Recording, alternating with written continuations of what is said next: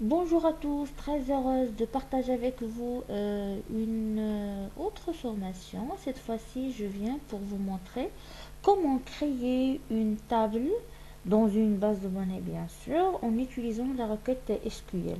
Dans cette vidéo, je vais vous montrer comment exécuter et comment créer une requête sous deux SGBD, MySQL et Access, sachant que j'ai déjà présenté et j'ai déjà partagé une introduction, une brève introduction sur le SGBD d'une manière générale, Access ou MySQL.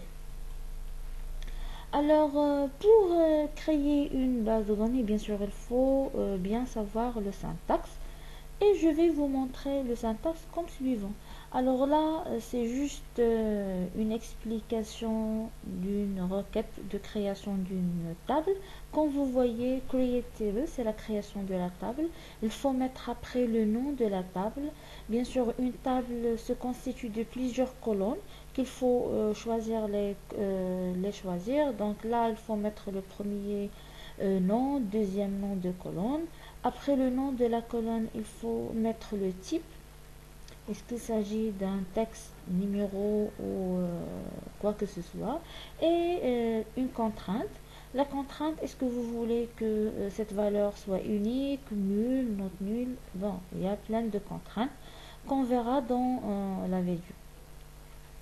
Eh bien, bien sûr, il faut savoir quel type à utiliser. Voilà quelques types, date, char, varchar, text, int. Donc, vous pouvez bien sûr trouver les types sur net. Donc, pour les contraintes, cette fois-ci, je vais présenter que trois contraintes. Not nulle, c'est-à-dire il va empêcher l'utilisateur de laisser une case vide, c'est-à-dire sans valeur. Default, c'est permet de donner une valeur par défaut à une colonne et premier case, c'est il permet d'indiquer si cette colonne est la clé primaire de la table ou non. Sachant que normalement, les noms de table ou le nom de la base de données, c'est une transformation de modèle logique de données vers une réalisation réelle qui est la base de données. Bon, voilà un exemple. Cette table, c'est la création d'une table sous le nom étudiant avec S à la fin. Donc la syntaxe c'est creatable, le nom de la table c'est étudiant. Donc là j'ai mis juste quatre colonnes, le code étudiant qui doit être de type int, c'est-à-dire un entier. Not new, c'est-à-dire il faut obligatoirement saisir un code de l'étudiant. Primary key, c'est-à-dire c'est la clé primaire de cette table.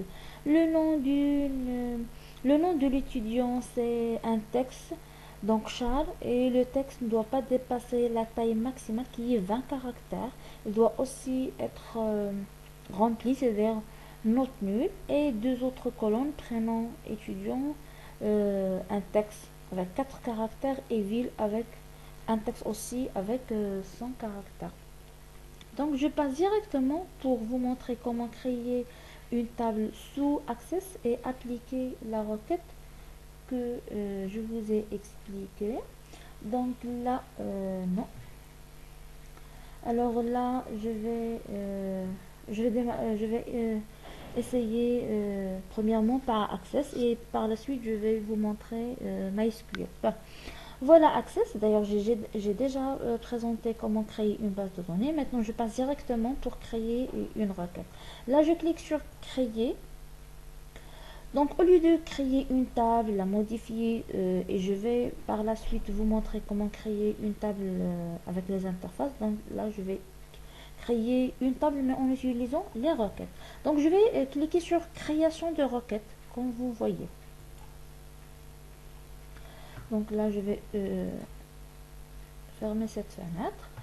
Donc et cette requête je vais modifier le mode de création. Donc là je choisis le mode SQL.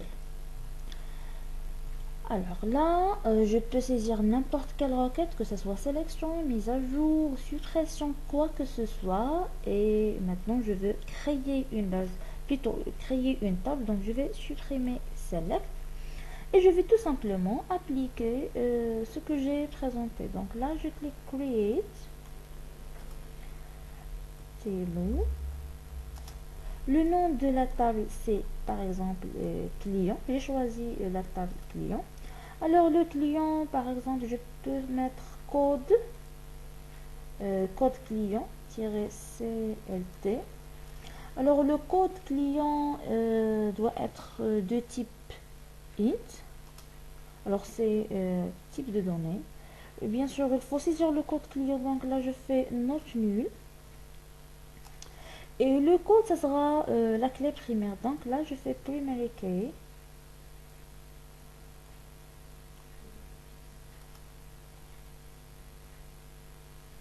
Virgule. Alors voilà, c'est la première colonne. Deuxième colonne, je vais choisir deuxième colonne, non. Ça sera char. Je donne 30 caractères au maximum. Donc je peux les laisser nul ou not nul, c'est un choix. Si vous voulez obliger l'utilisateur à saisir les données, il faut mettre not nul. Si vous n'avez pas vraiment cette contrainte, donc c'est pas la peine de mettre not nul. Et prénom, aussi char, avec 50 ou 40 caractères comme vous voulez. Donc, ce que je présente maintenant, c'est juste un exemple simple de création d'une table. Bien sûr, vous pouvez voir le code, les syntaxes sur net. Et bien sûr, vous pouvez appliquer vos requêtes correctement.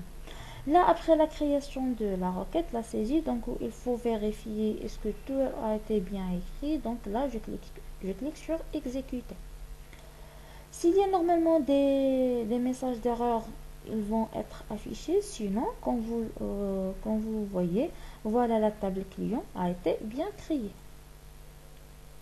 Et voilà la table client, le code client, nom et le prénom. Et je vais revenir dans les prochaines vidéos pour vous montrer comment remplir cette table. Voilà. Alors, je vais revenir à ma requête. Et là, je vais prendre cette requête, la même requête, je vais cliquer sur copier pour ne pas perdre le temps et je veux exécuter la même requête dans l'autre SGBD qui est MySQL. Donc je démarre MySQL.